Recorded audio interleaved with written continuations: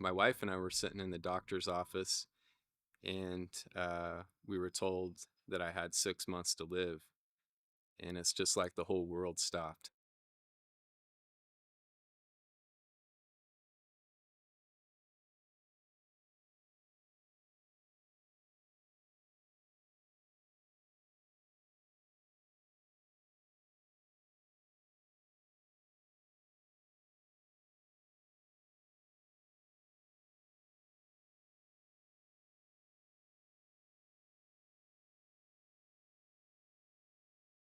I have a 15-year-old daughter and a 3-year-old son and a 2-year-old son. Probably the most difficult thing of all is to know that you can't see your kids and you might not see them again. Been battling aggressive blood cancer now for about a decade. A couple of years ago, it became terminal, and we also happened to set the world record in surviving the most chemotherapy. Not the record we set out in life to set, but hey, we're going to take it and run with it and try to do our best to work with all we can for the Lord. At the beginning of when I was diagnosed, I came in contact with Pastor Keith. He just emanated Jesus and helped set the tone for me throughout the treatment. And over the years, the Pavias have been a tremendous encouragement to my family, and we're forever grateful. I always like to fight, to kind of be around MMA. I study and train alongside a great community of people that are led by Tim Welch and Sugar Sean O'Malley of the UFC. In Luke 22:26, Jesus said, "Get ready for trouble. Get a sword." We didn't ask to be in that fight, but we're thrown into the fight. In 1 Kings 19, Elijah is thrown into a fight that he didn't want to be part of. Jezebel and her army is chasing Elijah, and he runs away. He's like, I don't want any part of this, and he runs into a cave. Sometimes we don't want to get into that fight. You don't know what to do. It's time to fight. The pain becomes so deep. We become frozen.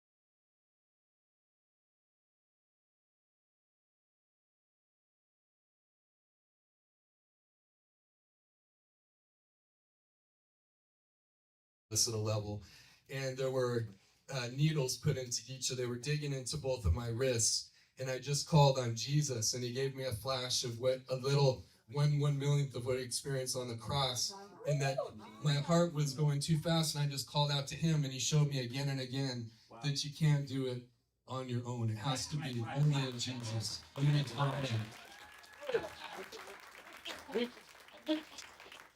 So I went through there was cold blues on me.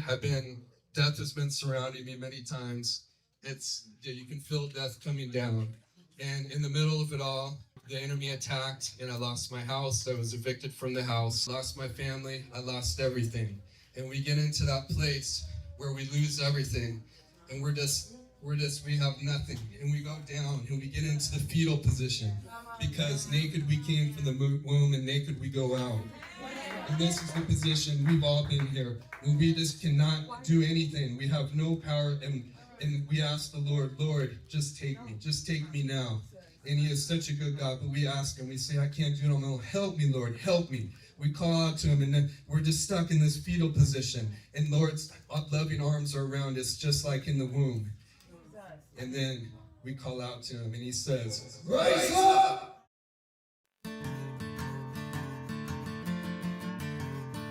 Hello, I'm Kyle Hanan, the world record holder in surviving the most chemotherapy, and also the cancer patient with the largest biceps in the world.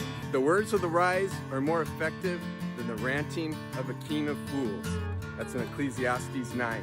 How many times have I been talking too much myself and not really listening to the other person and shortchanging myself of so many lessons and gaining in wisdom?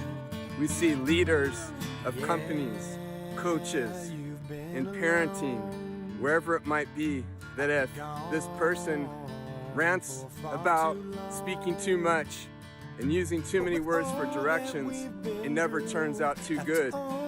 And like the verse says, it breeds foolishness to followers. I want to prioritize standing in the truth and practicing wisdom. Our actions can convey so much more power than our words. Let's listen more today, choose our words carefully, and have a best day ever. Love you guys. Surgery was a success. They did like a 4-inch incision in the upper this area. We have over 50 active tumors on the lymph nodes in my body. So with the cancer in the body, graft versus host issues and some other stuff, my body's fighting pretty hard right now. But I had topped the chemo cycle, felt pretty good for a few days. Counts are up, epic times. So grateful for the sweet care of Ara and lots of good times with the boys. Lots of laughter, keeping me on my toes.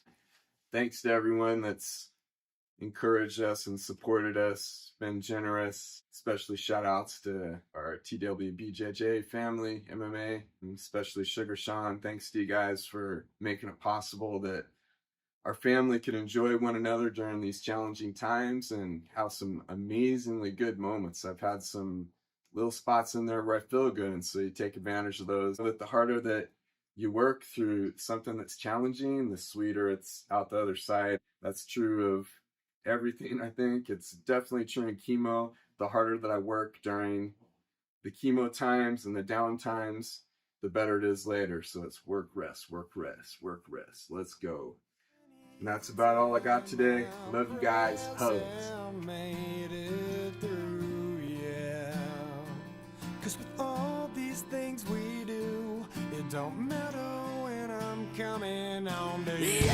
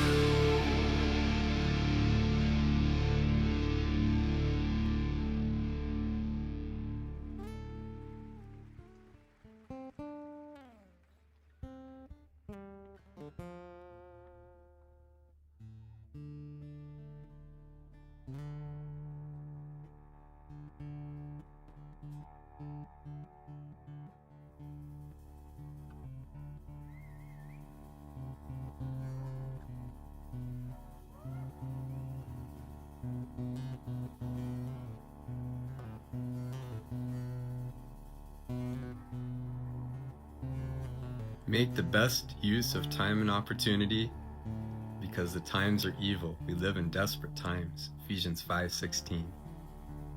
I've touched on this before, but I've been thinking about it a lot, and I think we all struggle with this. It's interesting that when I've had excess free time in my life, I think I've gotten less done and accomplished less. Like that saying, like being in motion keeps you in more motion. Found that to be really true. I was kind of assessing my frustrations over not being able to connect with people as much lately because I've been more sick, not able to get oxygen as much, so just everything takes so long. And to get ready to do something is like, reminds me of when the boys were like 1 and 2, just to get out the door, and then I got to recover when I get back and that sort of thing. Man, I've got so many amazing family, friends, just so grateful for them, love them all. We're working to get out of this, and those prayers and love from people that I've connected with in the online communities and all around. And I pray for all you, and I sure appreciate the encouraging words and prayers you send. Just huge, more than I can say. Each day I got times where I gotta drop everything and either start battling or take a quick little power nap. Nighttime, I'm in the mood lately where I'm up every 30-40 minutes. When I stand up, I don't want to get out of bed. Nobody wants to. It's like, oh man, I gotta get up, it's gonna wake me up. You stand up to get out of bed, I pretend I got 3 plates I'm about to squat, and I get up, the crowd is cheering, and I shuffle into this, we call it this comfort room from the Philippines, the CR comfort room. And I shuffle in there, and I'm headed into a little time of pain. And I shuffle on back, and I throw some invisible punches, maybe in my head sometimes, because I just won. Just got stronger, we just advanced, we just got tougher. It's that combat jungle boot camp training time. If I take 10 minutes to answer text messages at times like this, then it takes away 10 minutes of time to do other things like battling cancer. And then from the work, Ara and I run the business. She runs the kitchen side, I run the business side. And up to today, we've got 11 staff, all part-time. We've got 4 locations, and I'm able to do a lot of what I do, thank God, from home. We're just praying that we can sustain and build the business right now, because when I go down, it does take away from us. So that's those 10 minutes. I need to make sure I'm making the best use of time, like it says in Ephesians. I'm gonna keep those every minute I can to make best use of time with Kai, Luke, and Ara in the house. I am so grateful for the miracle of prayers and love and support, like from my parents volunteering the front desk. They love it. They love to be there. They want to work all the time, but I also know it makes them a little tired, especially in the summer. So I happen to swing by there, give them some extra love. I'm not too sure how much of my time on paper is pretty sharp, but hey, we serve no time limit, a God of miracles. And nobody knows what's going to happen tomorrow. But I can't tell you enough how awesome it's been this summer. I'm trying to do what I can to enjoy that close time with the boys, but also motivate them. And Ara and I, sometimes we don't get time together. A day might go by. We always make sure we're writing messages, and when we see each other, love and pray. We don't get much time to spend together a lot of the weeks, and I feel bad when I'm sick. And when we do, it's awesome, and we just continue to grow. It's like that 10 minutes gets to be like 10 days. It's incredible. I'm so grateful. She's incredible. Made it last week. We're in daily radiation right now. Lymphedema appointments about every other day, and then other doctor's appointments going on. Monday we're gonna go on to the next big 3-week chemo cycle. We're gearing up for that. Makes it a little tough sometimes driving there back and forth, sometimes a couple times a day. Got a lot of severe pain, med management. So again, best use of time. Now I've rambled on here way too much, wasting everybody's time. Just kidding. Even if we waste a little time, we know we can assess it, track it, and plan to improve.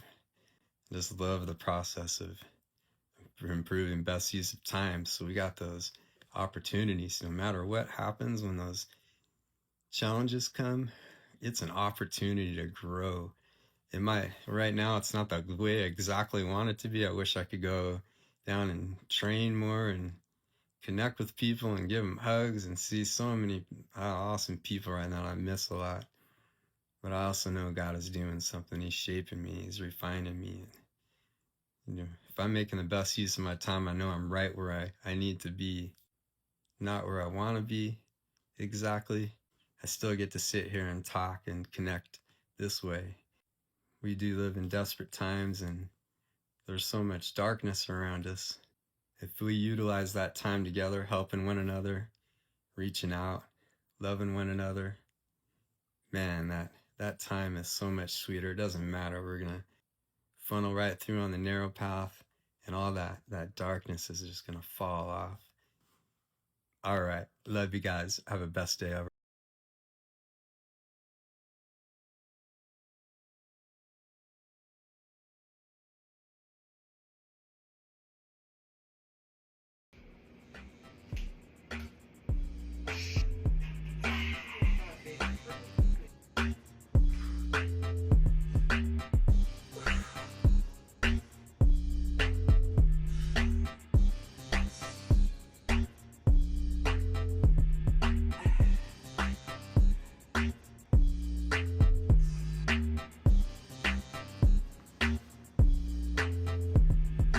Tell me that you're happy.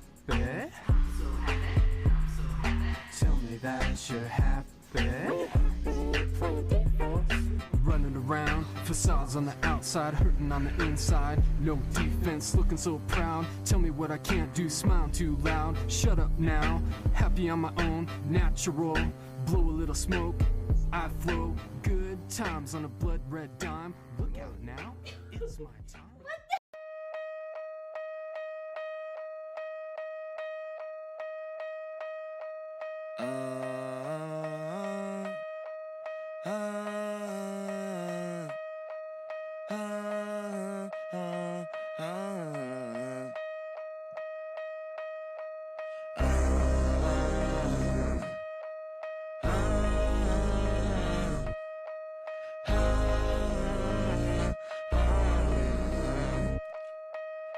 Use this gospel for protection. It's a hard road to heaven. We call on your blessings. In the Father, we put our faith. King of the kingdom, our demons are trembling. Holy angels defending. In the Father, we put our faith.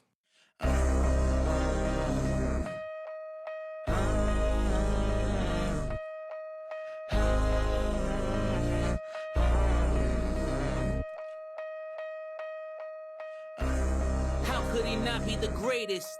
In my bed undercovers when undercovers had raided. My presence is happy belated. Fashionably late, I'm just glad that you made it. The best is yet to come, I'm just glad Example I that you had too waited. is the cats that we have. We're kind of foster caring, so they've been sitting with me when I get really sick and purr, and they love on me and I love on them, and just that feeling of pouring out love onto something. I've been really going deeply and studying of like an agape love, just pouring out your heart, pouring out your everything that's positive. I spend time with that too in worship and praise. I pour out my love, as much love as I can to God and gratitude. I give him praise. I'm sitting there and I'm just pouring out love to him. I'm thinking about words that people have shared that are just so powerful that I can just really pour out my love into God and through those words. And pouring out love is just so incredibly healthy. When you're pouring out love, you're not focused on the problems that you have in your head. Your stress is going to be reduced for sure. You can really get into a beautiful state. And I hear a lot about needing to be aware and mindful. Sure, that's important, but what are you being aware of? And what are you being mindful of? Is it just yourself? Is it yourself first? Or is it being aware and mindful of others around you? Because if you're always focused on yourself, you may get some benefit and some improvement. But when you get into a tough time, how do you break out of that time? And I've really learned that getting out of your own head and getting the focus off yourself, denying yourself, giving out love is just so tremendously powerful. And there's almost nothing maybe that I found that works better than that. Just giving. When you give out love, you're probably going to be more likely to receive love. You could go give somebody a hug, you just tell them one positive message and leave it at that. It's hard sometimes when you have people that are constantly mean to you, constantly trying to bring you down and things like that. Well, there's an opportunity to be released from that by just letting it go and loving that person, just loving them. You're not gonna let them walk all over, you're gonna keep your distance maybe, but from where you're seated or standing, you can just give out that love. So that's a message I've really been sticking on through this. Probably the craziest thing I've ever done was on Friday when I decided, when I was very, very down and sick and kind of messed up, that I decided to go in and roll and really put myself in the fire, really put myself through it. And it's amazing because our minds and body, we can accomplish anything if we really have a deep focus, if we really train for it, if we really prepare ourselves, we can accomplish anything. Even at our sickest time, we can step up and generate enough energy to say some kind words, to record a video, to go get into a fight, to run a marathon or something.